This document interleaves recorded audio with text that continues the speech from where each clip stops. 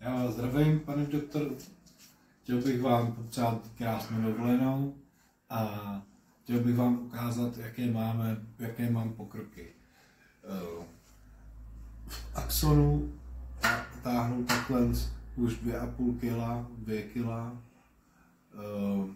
Ruka se posiluje, teď bohužel mi ten transfer padnul, takže půjdu na reoperaci, aby jsme to dali vejš.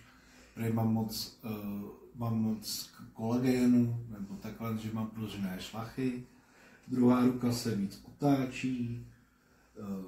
Co je a pro mě asi nejdůležitější, že s panem konstalatérem nebo s panem Resem jsme dokázali udělat to, že mám pohyb krku takovej, že normální, ramenama zahybu dopředu, dozadu. Teď bohužel jsem předsazený, ale dokážu se předklonit, zadklonit. Dneska jsem se udržel na jedné ruce, udělal jsem klik, na druhý to samý, byl jsem chválený.